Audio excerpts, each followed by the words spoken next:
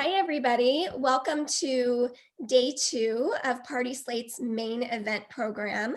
I'm going to give a few minutes for everyone to join.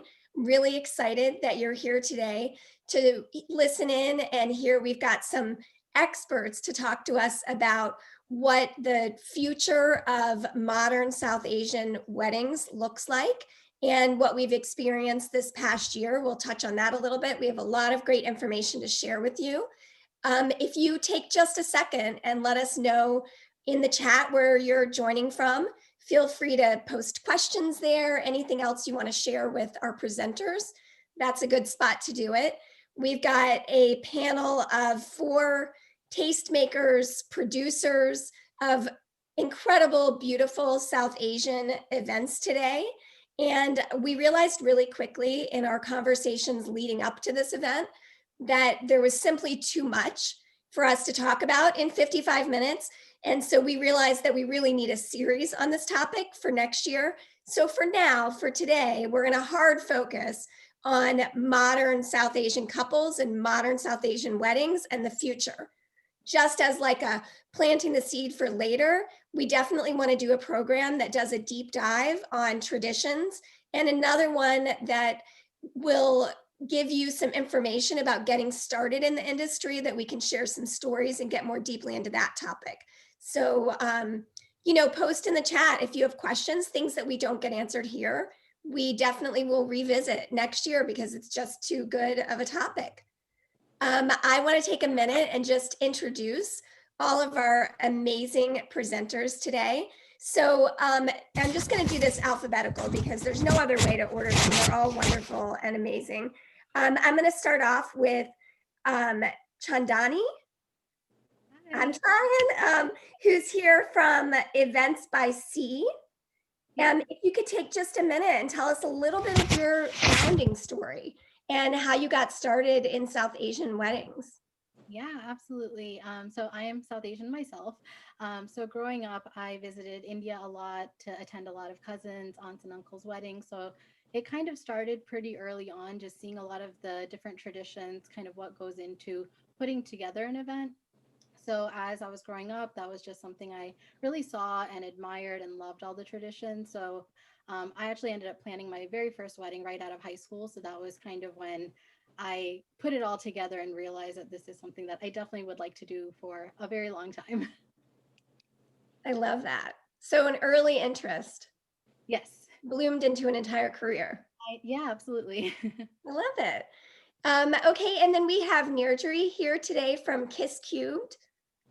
Hi everyone. Hi there. Can you tell us a little bit about yourself? Yeah, absolutely. So I'm based in Atlanta. I got a start in the event industry just on a fluke. I was studying in England, pursuing my MBA, and I was freelancing and working for Saatchi and MAC Cosmetics. So my kind of entrance into the event world really happened where I was certified in the hair and makeup side.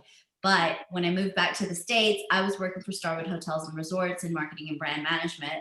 And I was getting pulled into all the new South Asian business because about 15 years ago, being South Asian was starting to get more noticed because South Asians were starting to invest more money in luxury high venues for their events. So full service venues started coming to me, especially at Starwood, where they were trying to really figure out how to navigate the process and deal with the negotiations and the food and the cultural aspects of everything. So for me, it was by chance, totally not something that I had any expectation to do or be a part of. And then during the time, all my friends started getting married. So I was helping them plan their weddings and they were all kind of like, you should definitely pursue this. Like, you're great at details and putting this together. You understand the language and everything. And it really just kind of transpired from there. It's great. It must give you a different perspective also, having been on the venue side and now being the person that's negotiating with venues. You must have like some good insight there. Oh, absolutely. It definitely does. And I think the venues definitely appreciate knowing that, someone understands their side of it, because then we're able to really educate our client on how it really works on the other side and what's in their control and what's not. Right. I love that. All right, and we're going to move on to Tracy from Tracy Domino Events. Hi, everyone. So great to be here today.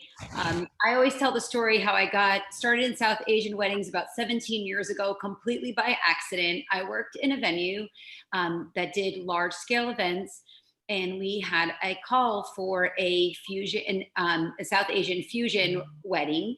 And we said we did not know how to do them, but we would learn, and we would meet with their family, who was incredibly gracious and would show us the ropes.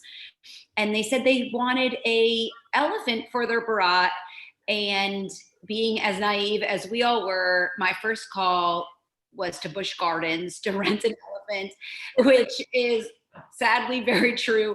But they laughed, and they're probably still laughing this many years later about that phone call, and learned that that is not how you rent an elephant for an Indian wedding. And just really loved that everything about a South Asian wedding was different from what everyone else was doing at that time. And then just since then have had incredible clients that have referred us to other people. And that's how we really kind of got started, and have been doing it now 17 years. I think that's probably right in this industry in general, that referrals are the way that it keeps building, but definitely in a community like the South Asian community, I think that, you know, people use a planner and then they want to use them for every event, and everyone that goes to that event is wowed. And so then they use them. And I think that's, you know, an interesting thing about the South Asian community in particular. And I remember, Tracy, when we were speaking before this, you saying something about, like, I have to tell you about the first time I tried to rent an elephant. And it just struck me as such a unique experience to have in, you know, it just shows the different things that you would have to learn to break into the South Asian wedding community. Of course, and all the permitting required. Yeah, all the permitting. Oh my goodness. And then Yanni is from Yanni Design Studio. Tell us a little bit about how you got started. Thank you for the introduction. I started about 30 years ago. My background comes from decorating Jewish weddings, and my first Indian wedding, I just probably took my regular chuppah and decorated with a colorful fabric, and it's become my mandap, because when my first clients approached me, I didn't have any mandap. So I just improvised with a chuppah, and it's become one of the most popular design over here in Chicago right now. A lot of weddings continue to do beautiful, beautiful fabric mandap. So that was first up. And then I started to learn about Indian tradition. I got exposed to the community.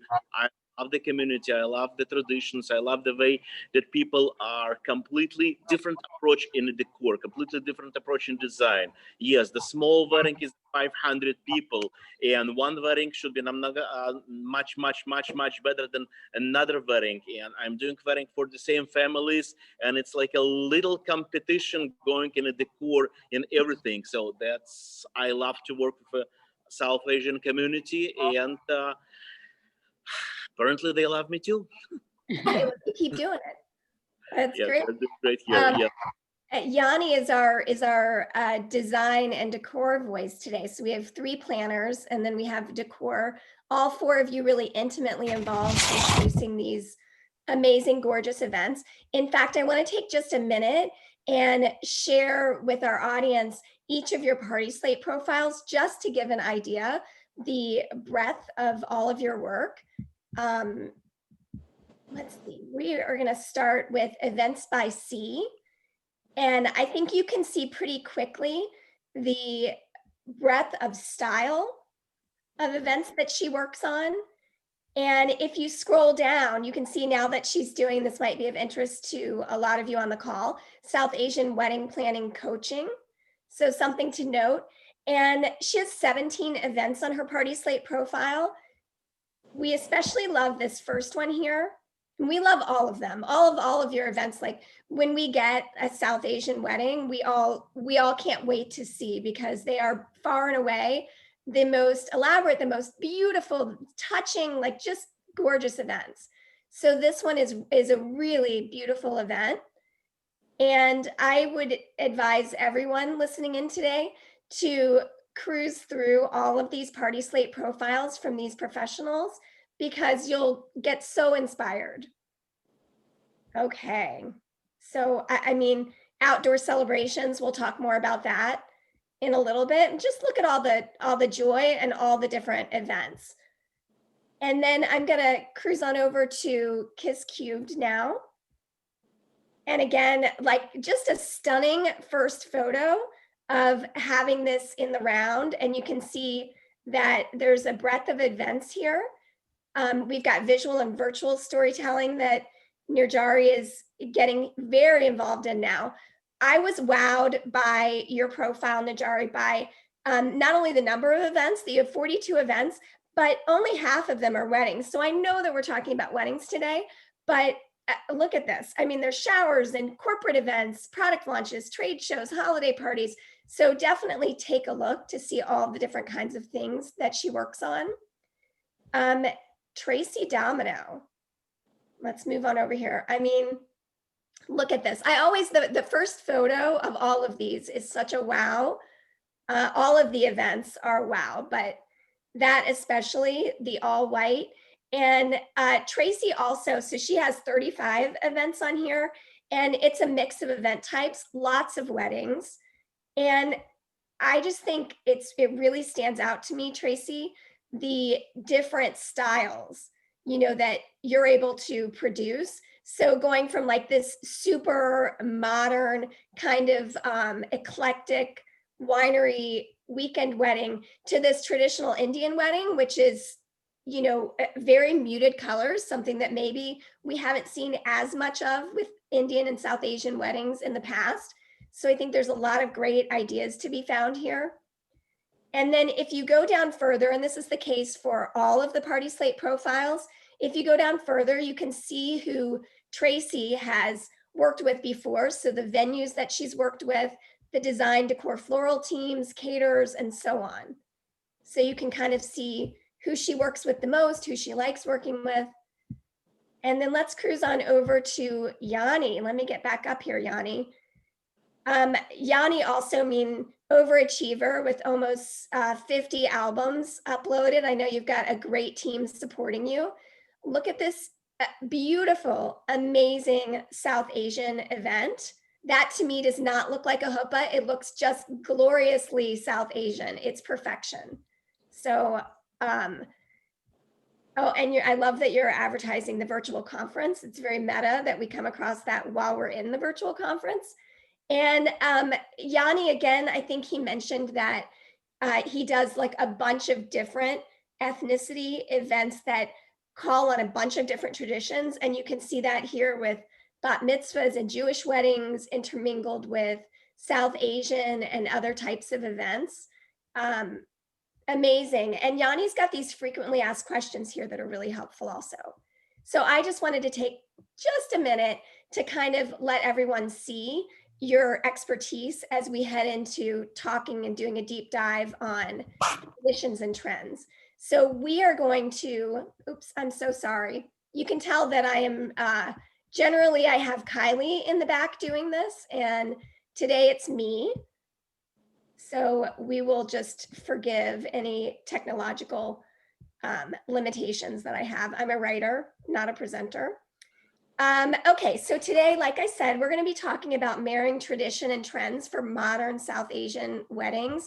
And I'm so excited that we have the tastemakers that we have here with us today, this panel. We're going to start off by talking about what is a South Asian wedding. Then we're going to get into who the modern South Asian wedding couple is, and then what we can expect for the future of South Asian weddings. I think that's a big question for people as things are changing so much in the world right now. What can we expect?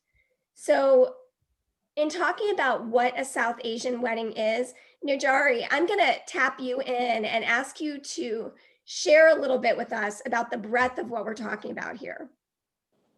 So South Asian weddings aren't just Indian weddings. They're not just Pakistani weddings. You know, South Asian weddings are really comprised of India, Pakistan, Nepal, Bhutan, Bangladesh, Sri Lanka, Kashmir, the Maldives, and anywhere, anyone who is South Asian, that has kind of settled.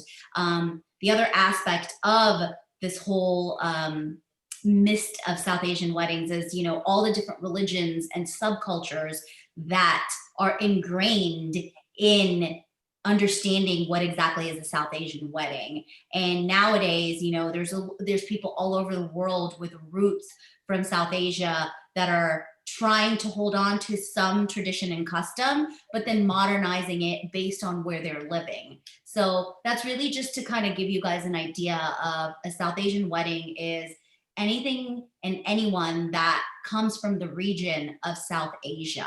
And it's not just one country and it's not just one religion.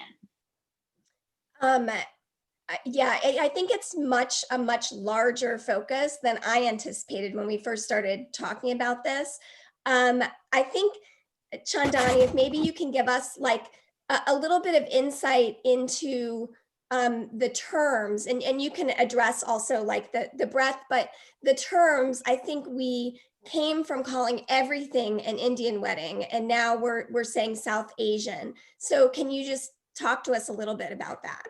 Absolutely. So I would say South Asian is a very encompassing kind of term. So especially sometimes when we're starting to plan a wedding or a couple comes to us, we don't really know, okay, are they Indian? Are they Hindu? Are they Christian? Are they Muslim? Are they Pakistani? We're just not sure. So South Asian is definitely that encompassing safer term, but it definitely is okay to use more specific terms once you kind of know what the backgrounds are, once you know what the religions are. So then we can say, okay, this is an Indian Hindu wedding, or this is a Indian Christian wedding, Muslim wedding, or whatever it might be. But I think, you know, South Asian is definitely the safer term to start with. And then as you know the specifics, then it's definitely okay to use Indian or Hindu or Pakistani or Bangladeshi or anything like that as well. Got it. That's really helpful. I did notice that on your profile that you get really specific in the naming of the events. And so I guess it's always good to start broad. Yeah. Yeah. Absolutely. Amazing.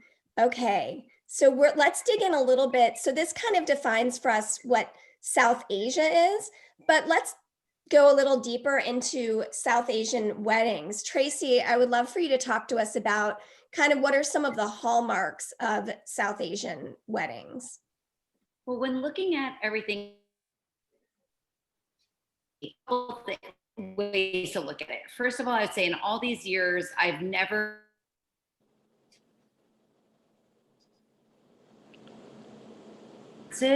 based on where their family is from and the traditions that are important to them. But with that being said, there are certain things that are typical. And that is that there's typically multi-day events and that there are a lot of different events during the course of a day. A lot of times the guest counts are very large, but not necessarily for all the events. Sometimes there's a wide range of smaller events and larger events depending on the family. And then again, there's going to be a lot of religious undercurrents to a lot of the different events that occur, different types of entertainment at different events, and different types of food for sure, food and beverage at almost everything that we do. And there's pretty much always food and beverage at everything. Yanni, maybe you can tell us a little bit about some of the design aspects. There's definitely a lot of traditions and customs that lead into these multiple day events, but what are some of the designs? You touched on the mandap earlier, but what are some other traditional designs that you've been involved in producing? Definitely South Asian events are completely different. First of all, it's not just a ceremony, it's not just the reception, it is a Sangeet, Garba, Mehndi. It's so many different events happening before the wedding. And the actual wedding today also split up between the ceremony and reception. So pretty much the Sangeet decor, you cannot compare decoration of the Sangeet or Garba to anything else. It's celebration of the color, it's celebration of the food, light, everything. People dance on that event all night. And the actual decor is completely different. We are bringing a lot of gazebo, we are bringing a lot of lounge furniture, we're doing different setups for a food presentation, suspending fabric from the ceiling. Absolutely crazy decor goes for Sangeet and Mehndi. Now, when we're going to a ceremony, it's more traditional decor most of the time. Bride and groom and most of the guests wearing more traditional outfit, and design of the mandap and everything else is going in a traditional decor. But as soon as we are moving to reception, what I see today is a complete change over the past years. It's used to be colorful. Right now, it's very settled, very I would probably say like European look to everything. But definitely, it's completely different approach to decorating Southeast Asian wedding to anything else. Yeah, it must be a lot of fun as a designer to be able to step into that. And a lot of fun and a lot of challenge. Yes. Challenges. I want to give you guys, if anybody wants to add on to our discussion here, Tracy, you cut out a little bit, so I just want to let you know. I'll just go back and say again that in all my years of doing South Asian events, that no two were ever exactly alike or had the exact same schedule events. And in many cases, we've done weddings of sisters in consecutive years. And just because they're sisters doesn't mean they're marrying families that have the exact same culture. So we always are working with the families to incorporate all of the different traditions to be able to satisfy and more importantly, excite everyone in the crowd. And I think to add to what Tracy's saying, there's also a big difference between North India and South India as well in terms of the traditions that they have. So I think it's just really important to know what families you're working with. And sometimes, I mean, I've even done weddings where maybe the bride is North Indian, the groom is South Indian, and it's really bringing all of those traditions together and keeping all of that in mind. And if I could just add one thing to that, if you're new to South Asian weddings as a planner or designer, or even photographer, videographer, in almost every case I've ever come across, the families are incredibly gracious. So don't worry too much if you don't know the inner workings of what's a North Indian wedding or South Indian wedding, or what a Punjabi family would do differently, you know, in any case. Or don't be too discouraged by that, because a lot of times the families don't know all the other traditions outside of their own as well. That's true. And Exactly. I wanted to add to what Tracy said. You're absolutely right. It's absolutely perfectly fine for all of you wedding professionals just to ask the questions, because every family have a different background, every family have different tradition, and every family would like to have a different mixture of traditions. So on my appointments, I always ask the question of what is your expectation? What do you expect from your decorator to do for you? What kind of additional things to mandap you want? A lot of the time, family asks to do larger stage because they want to put extra people on the stage. Sometimes they ask a special, it's called palki, something that hold over the bride over the head when she walk in the aisle. And every family have a little bit different tradition, and it's okay to ask them the question and educate you about things that is important for them. It's no one rule for everybody. It's not one rule for everybody. Rules change from family to family. So don't be shy, just ask the question. And one of the things I highly recommend is, you know, just with the traditions and subcultures within South Asia and India and Pakistan alone, there is over 25 subcultures and regions, and each region has its own language. And within that region, whether it's the north or south of that region, there's different dialects spoken as well. So don't be scared to ask questions to the client, to the planner. You know, one of the number one questions I ask when a client calls us, you know, I don't assume that both bride and groom are South Asian, you know. So the number one thing is, when one is, I really ask what region they're from. You know, like my family's from Gujarat. So within the region that my family is from, there's multiple dialects of Gujarati, which is a language that's spoken throughout the state. So it's really important, because that's also going to really teach you guys how to really conduct yourself as far as the negotiations and other things that'll come into play. So it's really important, and don't be scared, because like Tracy and everybody said, if you ask the questions, everyone's more than willing to really educate and get you to understand. But the other thing also is, like, reach out to us who have been doing South Asian weddings for a long time, and someone that may be South Asian in the industry that's willing to help you and guide you in the right direction as well. Because I promise you, me being South Asian myself, I've learned so much during each wedding, because there's new customs and traditions that even I'm not used to. But it's great because that just exposes me to what's happening in a different part of a country that's very close to my heart as well. I'm doing Indian weddings for more than 20 years, and every day I learn something new. Every client brings some new knowledge, so it's perfectly fine to ask the questions. You're absolutely right. And what I do a lot, I send my clients before the appointment to just go to PartySlate, to go to my website, and to find some pictures which will be close to what they wanted to explain, and bring the pictures on our appointment. So people do a little homework. This way, let them talk, let them describe to you what they want, and you will learn from them, and they will feel more comfortable to continue to work with you if you let them to describe and understand completely what they want to do. That's right. I love it. And I appreciate all of you being so generous and reassuring to anybody who might be interested in getting into this. And this came up with each of you kind of touched on the fact that we're seeing a lot of mixing of customs. So let's move on to, oh, this is really not my forte. Okay, who is the modern South Asian couple?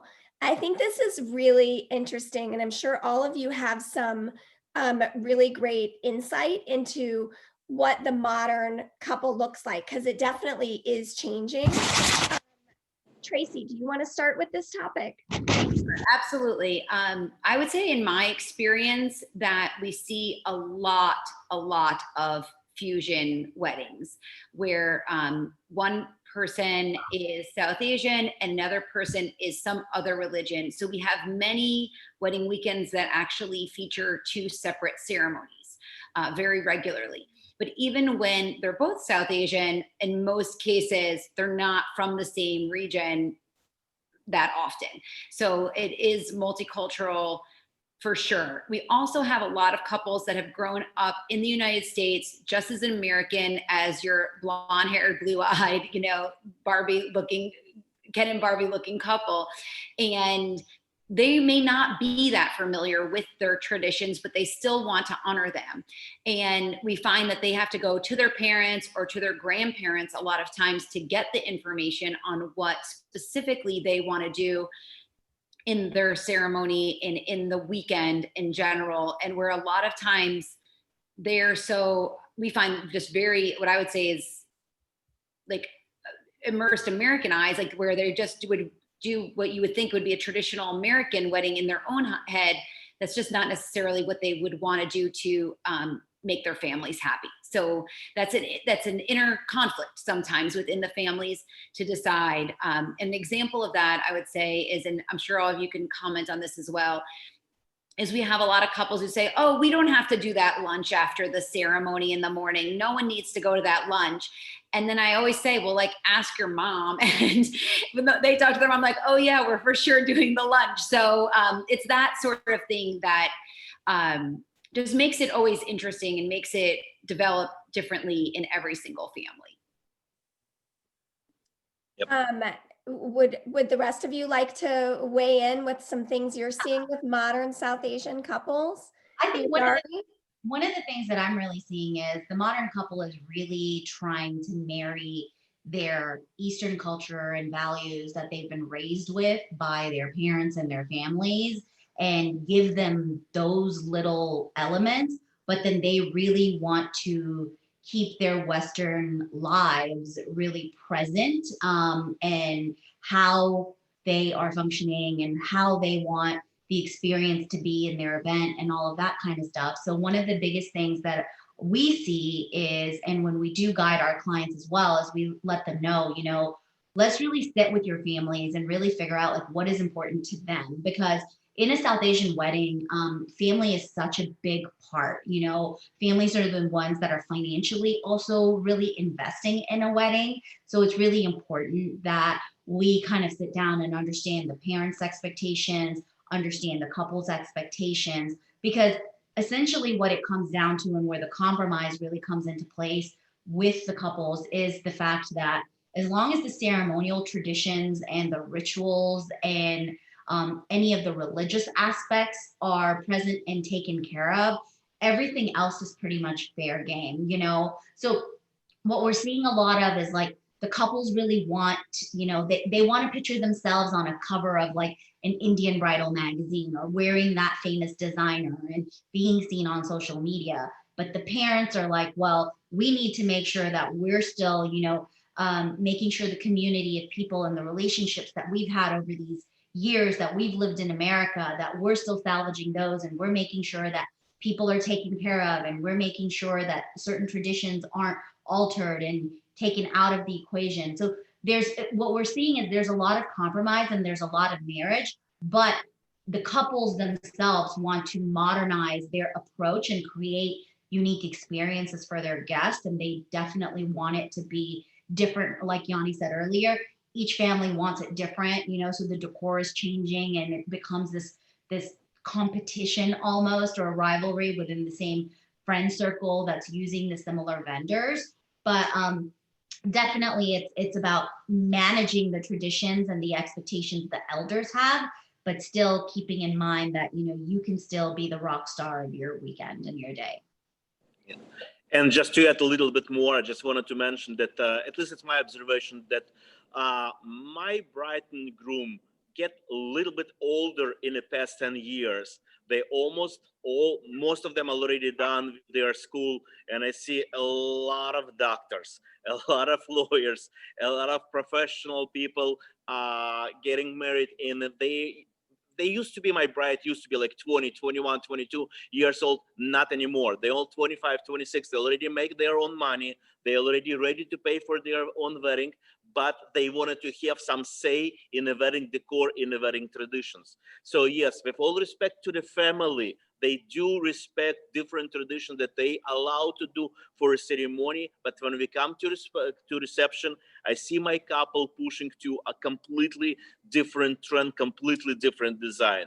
More European, more different, not as much darker colors anymore.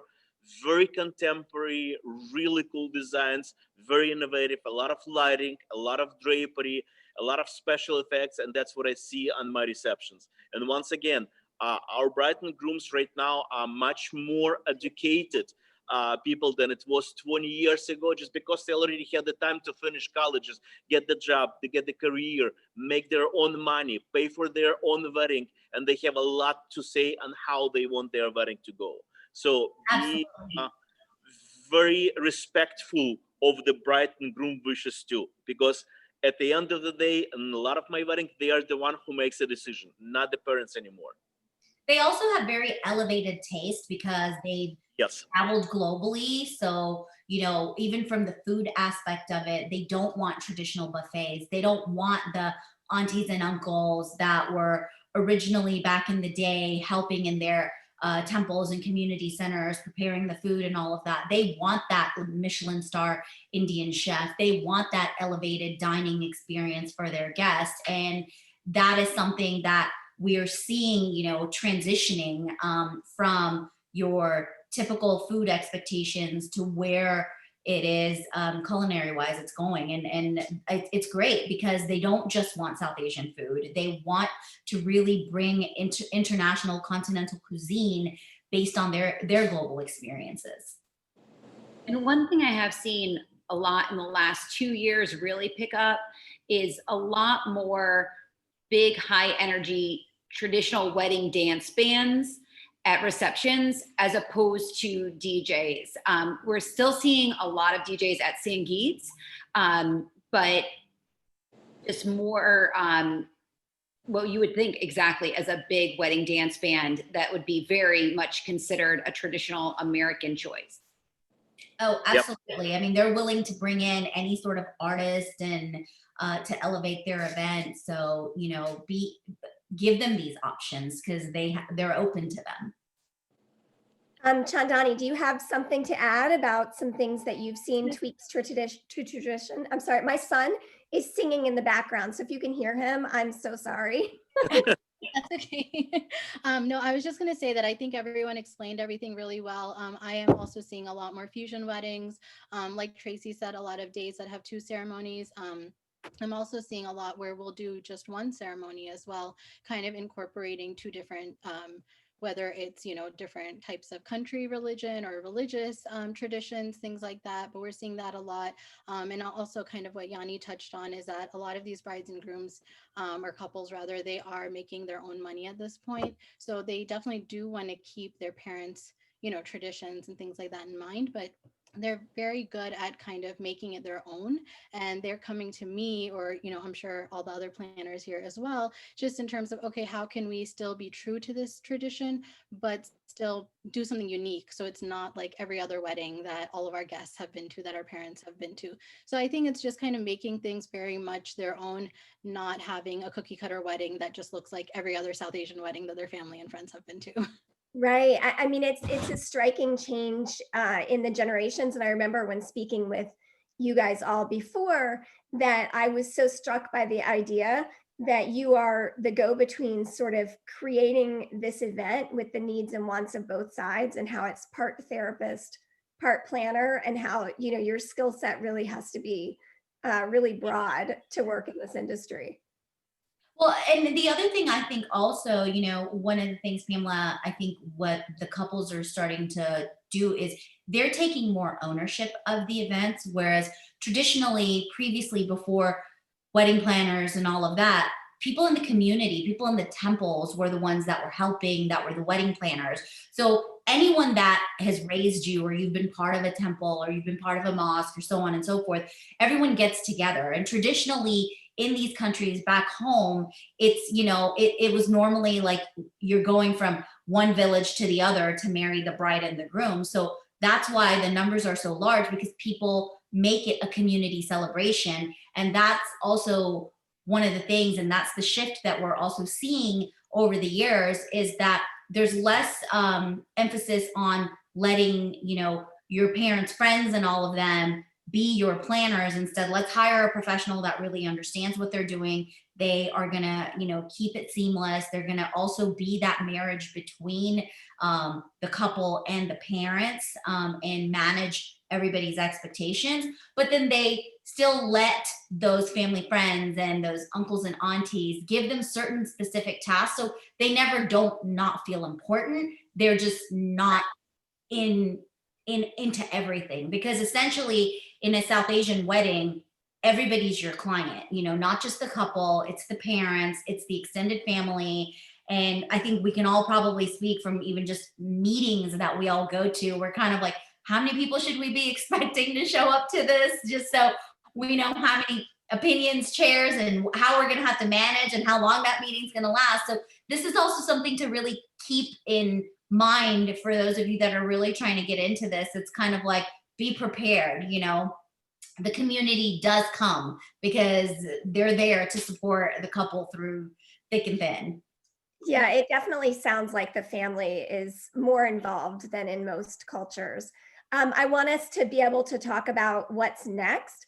So we're going to move on to what the future of South Asian weddings looks like. And I'm going to stop sharing so that we can just have a conversation about this topic. Let's touch quickly on just what the last year has looked like. I mean, I think it's been definitely, the pandemic has caused everything to kind of grind to a halt. And I just want to quickly know from each of you what you've seen happen over this past year that's going to set us up for the future that we're predicting.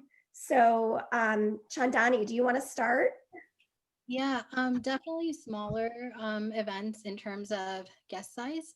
But I think that still allows for, I don't think people are kind of compromising on the type of decor they want or the type of food they want. We're still kind of going all out for things like that.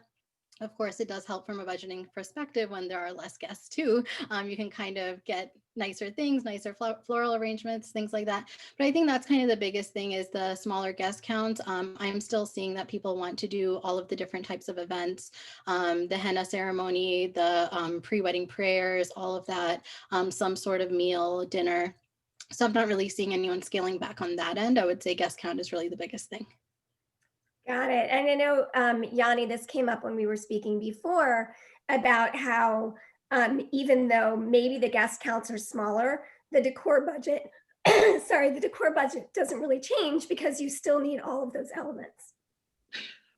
Definitely. Last year was this year was a lot of challenge.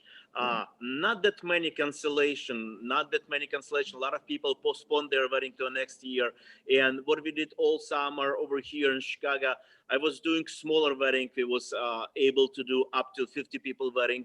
So a lot of my clients, they didn't cancel wedding. They did their ceremony this year for a family, for 20, 30, 50 people, and they are booking their reception for next year.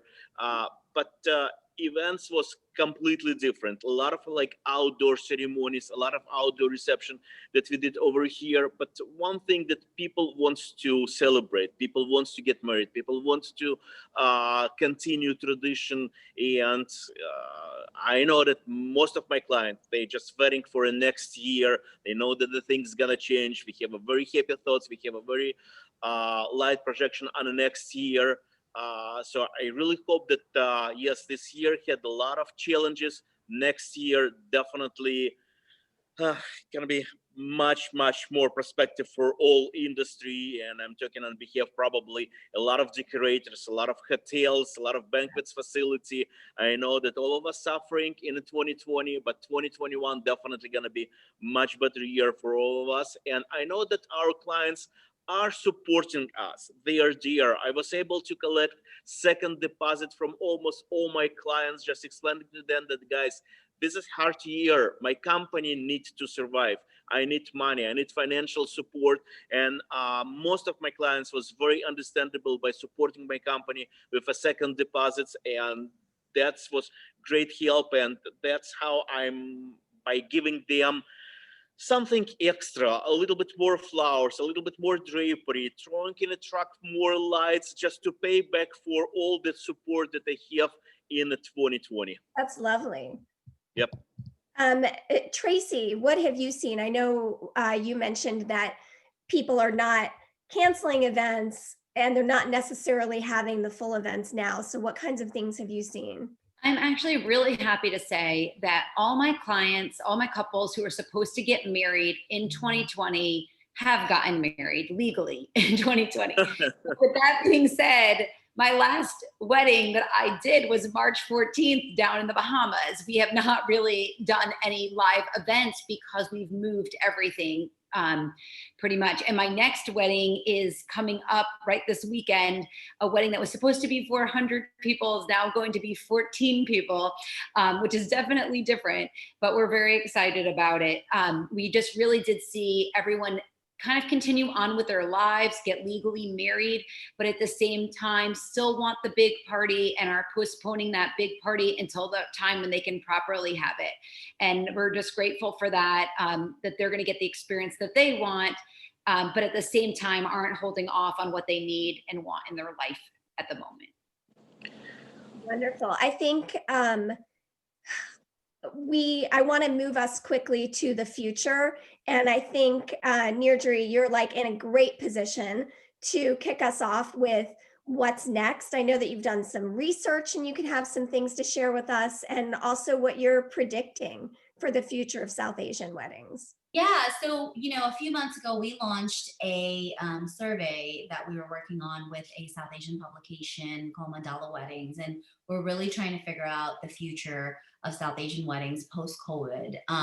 One of the biggest things that we are seeing is some people want to get their lives moving forward and they want to get it started. Some people are still kind of struggling with the fact that my celebrations might be compromised. I don't know what to do. I was planning this destination wedding in a different part of the world, and I'm still trying to hold on to that. But the number one thing that the reason for the survey is to really kind of understand the bride and their families and the referral sources thought process when they're referring their vendors or when they're recommending someone, and really kind of also educate the market on the reality of why transparency and giving the right numbers when it comes to cost analysis and all of that for the reality of what a South Asian wedding costs. That's kind of one of the reasons that we really launched the survey, because we also showed like different trends over the past 3 years and the spends and trends and what was happening in different categories and how much clients were spending. And I think like one of the biggest things was when we did the survey, a lot of the brides and couples that took the survey didn't realize how much they were really spending, because either transparency was not there to them when they were starting the planning process. Like they didn't understand F&B minimums. They didn't understand a per head outside catering cost, so on and so forth. So one of the number one things that we are I think gonna start seeing as things shift, you know, we are thinking that we're seeing a lot of venues are going to start taking ownership of the food component of it, just due to COVID safety and all of that kind of stuff. So your F&B minimums are probably going to be higher.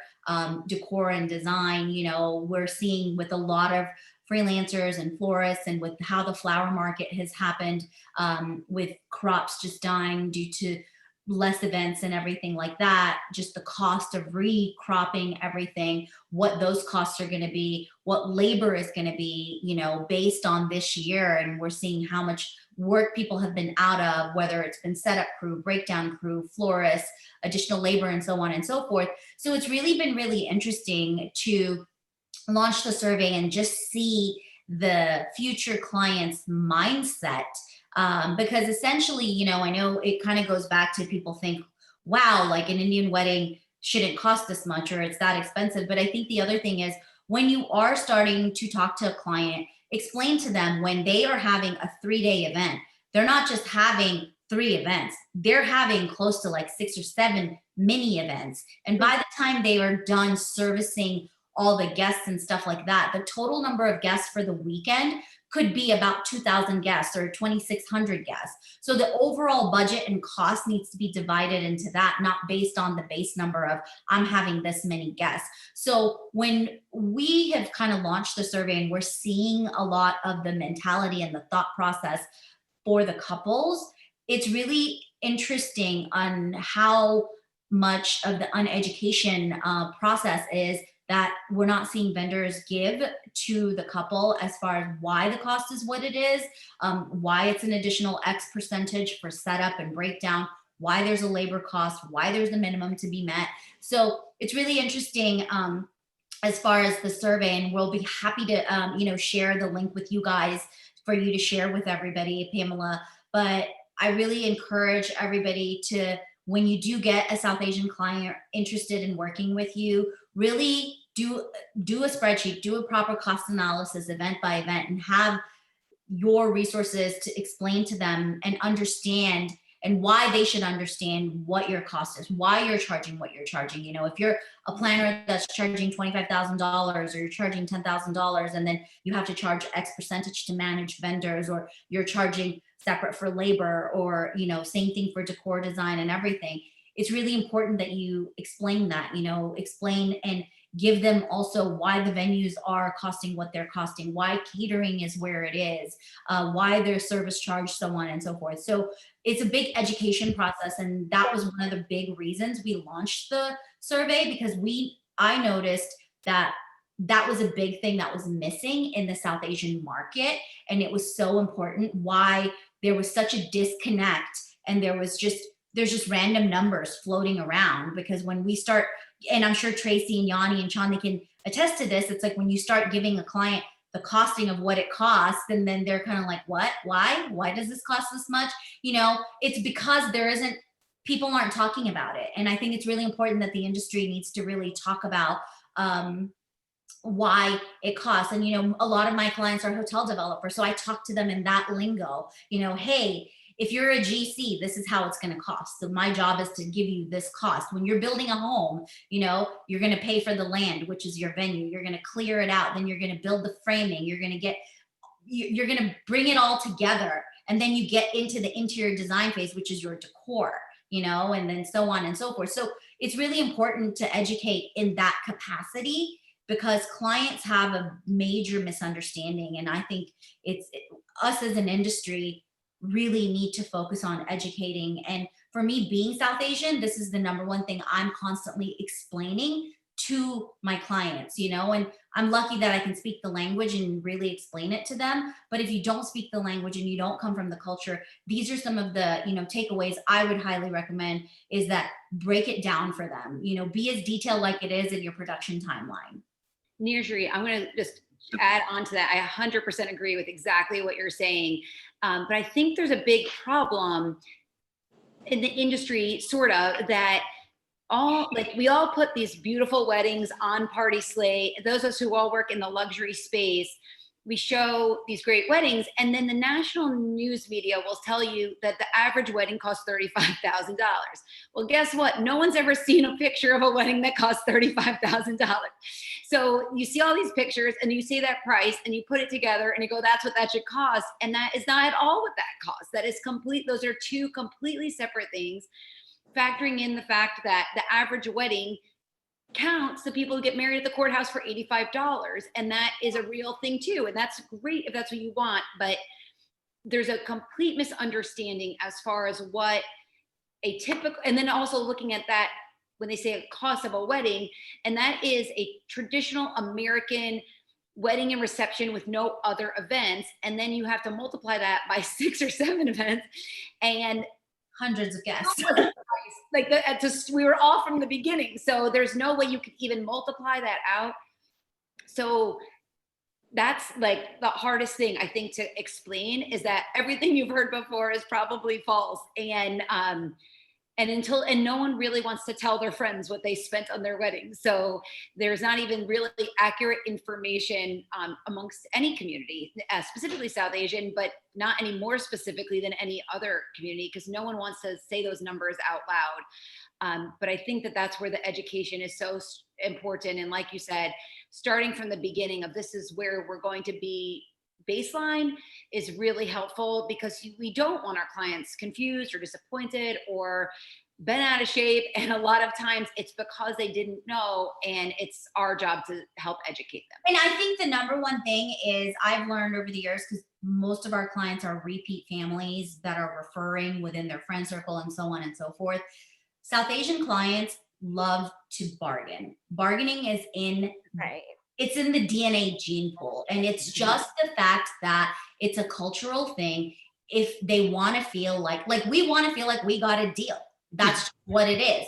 But in reality, transparency is more the deal that a client wants. Like, I know for me, it was so important, because I got married about 2 years ago, that even though I'm from the industry and I could work with anybody, I was making sure that I was transparent with every single person that I was working with, including vice versa, what my expectation was. So I think it's really important that, you know, as industry experts, transparency is something that post-COVID, and I think we're seeing that even more, is going to be so vital, and it's going to be so necessary that, you know what, if it costs you X amount, because I think the other thing is a lot of people that have gotten into South Asian weddings have probably shop called like non-South Asian planners or non-South Asian companies, and they're modeling their pricing based on a one-day American wedding that's just a wedding and a reception.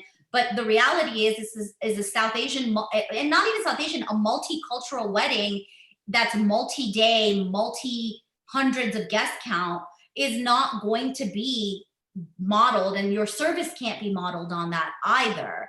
And it's really important to be very transparent to your client about that, because essentially when you are transparent with them about, hey, it takes me this many days for execution, this is how much staff based on your overall guest count per day that I need to have in XYZ place in order to have it, because we all know, and you know, people are working people are doing events at their home, and at the same time there's an event setup happening at a venue that everyone's checking into a hotel or something by 3-4 o'clock. And as planners and producers and design folks, we're in so many different places. We can only be in so many different places, and we have to be honest about, hey, I have to have a crew here, I have to have a crew here. It's the same thing for the caterer, and so on and so forth. So I think a lot of that information is necessary, and I think post-COVID, transparency in your operation and how you're operating is going to be so necessary to get that client to understand why it costs what it costs. Otherwise, they're going to constantly be like, so give me an extra discount, give me an extra discount. And there isn't a discount to be had. There is no more. I'm gonna move us on. I think we could, as stated before, spend like a solid hour just talking about being in this industry and ways to be in it better and more responsibly. But I do want us to close up on a positive note of really looking forward. And so I think that Tracy and Nirjary, you guys are right that definitely that kind of transparency is going to be necessary going forward. And I'd love to hear from you, Yanni and Chandani, like what's one thing that you're excited about for the future of South Asian weddings? Yanni, I'll let you go first. Oh, I'm super excited about next year, but I just wanted to add one more point, which is extremely important for all us to know that our couple this year gonna challenge something new. A lot of places, a lot of vendors, a lot of us in industry already booked from the weddings which was postponed from 2020. 70% of my wedding didn't cancel, they postponed it. So a lot of my Saturdays already completely booked. A lot of my Sundays completely booked. And my company is capable of doing 2-3 events in the same day. I know that you guys consultants, you can only take one client. So the client should take into consideration that if they see something, if they like one vendor, they have to book it right away. They do not have time to shop around. The 2021 is not a regular year. And yes, it is a very exciting, it's not gonna be regular year. All of us guys gonna be super busy next year. Yep, I'm excited about that as well, just kind of getting back to that norm of things, but also kind of about how we're going to be creative with a lot of different things, from things like food service. Kind of our typical buffets are probably not going to happen, at least next year.